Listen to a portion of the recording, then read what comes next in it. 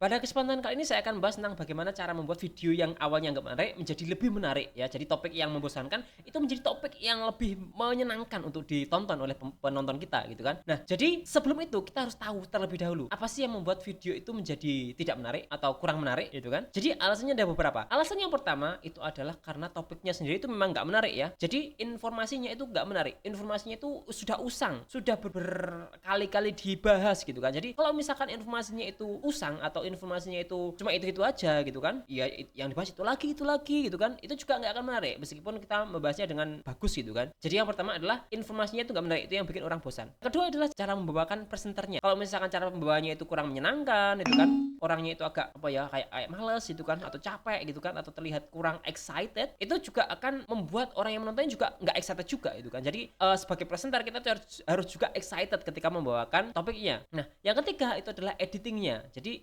editing itu penting sekali ya, terutama editing untuk apa namanya, untuk suaranya ya. Jadi editing yang nggak perlu, misalkan trimming ya, namanya trimming ya. Jadi trimming atau editing memotong hal-hal yang nggak penting di video kita itu sangat-sangat penting. Karena apa? Kalau misalkan ada jeda gitu kan, misalkan ada jeda 1 detik, 2 detik, atau setengah detik, bahkan setengah detik pun, atau jeda setengah detik pun, itu akan berdampak ke penonton ya. Jadi kalau misalkan ada banyak jeda setengah detik itu kan, untuk orang kayak dia sedang mikir gitu kan, itu orang juga akan malas nonton, karena oh ini dia presentasi tapi kok mikir gitu kan. Harusnya kan presentasi itu sudah siap, dia harus siap dengan semua yang akan dibahas gitu kan. Tapi kalau misalkan presentasi aja masih mikir gitu kan, itu secara bawah sadar itu kayak orang juga akan malas untuk nonton gitu kan. Jadi Anda harus melakukan trimming. Jadi untuk seperti ini itu harus dipotong-potong, sehingga apa, sehingga akan melihat sehingga si penonton itu akan melihat kita sebagai orang yang paham dengan apa yang kita bicarakan, karena kita membahasnya dengan mendalam dan juga langsung gitu kan, nggak ada yang namanya gitu kan. Itu adalah yang bikin orang bosan. Bagaimana caranya agar topik yang kita bahas itu lebih menyenangkan atau lebih excited gitu kan untuk dibahas? Yang pertama adalah informasinya terlebih dahulu. Jadi informasinya, kalau misalkan Anda membahas informasi yang membosankan, Anda harus mencari sudut pandang baru dan cara pembahasan baru yang lebih menarik. Contoh misalkan, kalau misalkan Anda membahas itu misalkan apa ya, cara mengaduk semen itu kan, kalau membosankan itu Anda harus bikin sesuatu yang baru. Misalkan cara mengaduk semen, tapi Anda di dalam bahasanya itu ada membahas cara mengaduk semen yang benar dan yang salah, dan yang sangat-sangat salah. Jadi cara mengaduk semen yang benar itu seperti ini. Cara mengaduk semen yang salah yang banyak dilakukan orang adalah seperti ini. Dan cara yang ekstrim yang nggak masuk akal seperti ini. Jadi ketika ada tambahan yang nggak masuk akal tadi, itu akan membuat video cara mengaduk semen itu menjadi lebih menyenangkan itu kan. Yang selanjutnya itu adalah informasinya ya. Jadi topiknya terlebih dahulu, angle-nya. Nah, yang kedua itu adalah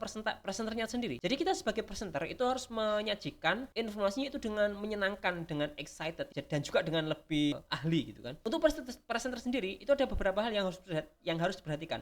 Yang pertama adalah intonasi dalam pembawaannya. Jadi intonasi itu sangat penting. Ketika Anda presentasi dengan intonasi yang bagus, itu akan menyenangkan ya. Jadi saya mengamati beberapa video dari konten kreator yang saya ikuti. Bahkan di sebuah channel ya, ada sebuah channel itu ada beberapa presenternya. Ketika informasi itu dibawakan oleh si A, informasinya itu menyenangkan sekali untuk didengarkan. Tapi ketika dibawakan oleh si B, itu informasinya agak kurang menyenangkan gitu kan. Setelah saya amati, ternyata yang paling penting itu pertama adalah intonasinya. Saya kan biasa mendengarkan itu kan. Jadi kalau misalkan mendengarkan video, saya itu mendengarkan sebenarnya. Jadi saya coba mendengarkan, saya sambil ngapa-ngapain itu kan. Jadi saya pakai headset sambil cuci piring, itu saya mendengarkan headset. Ternyata orang-orang yang presentasinya bagus itu adalah yang kalau misalkan didengar saja itu sudah menyenangkan.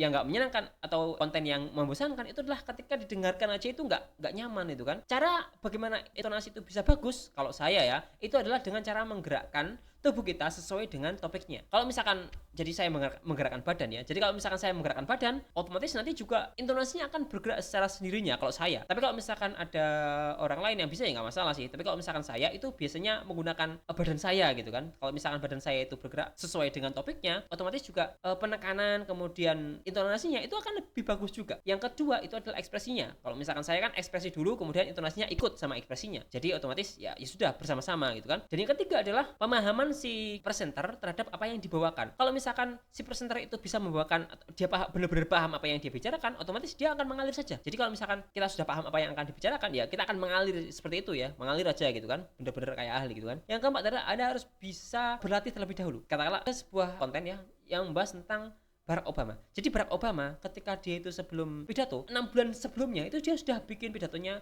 kemudian dia berlatih. Dan ketika pidato di 6 bulan kemudian itu dia bisa membawakannya dengan bagus. Jadi intinya adalah pre-training ya, harus belajar atau training atau melatih diri untuk bisa membawakan sebuah informasi dengan baik di depan kamera. Yang selanjutnya itu adalah tadi yang pertama adalah tadi apa? Intonasi, yang kedua itu adalah ekspresi, yang ketiga adalah kemampuan atau pemahaman kita presenter terhadap informasi, yang keempat adalah cara terlatih ya. Jadi kalau misalkan belum terlatih ya harus latihan gitu kan. Dan kalau misalkan ya. Jadi yang selanjutnya adalah editing. Jadi editing yang paling penting itu adalah editing trimming hal-hal yang nggak penting yang ada di video kita, terutama di bagian berhenti-berhenti ya. Kalau misalkan ada atau ada berhenti, kita diem gitu kan, itu harus di trim. Caranya bagaimana? Caranya ketika Anda editing video, Anda masuk ke CapCut, kemudian Anda lebarkan itu ya timelinenya sampai 14 detik, jadi satu layar itu 14 detik. Anda cek di bagian suaranya, jadi kan di CapCut ada suara. Untuk bagian yang kosong-kosong itu harus di-cut. Jadi Anda lebarkan jadi 14 detik, satu lebar layar itu 14 detik. Kemudian Anda potongin mana-mana saja yang itu kosong. Nah, itu yang paling penting ya. Kemudian selanjutnya adalah editing yang pergantian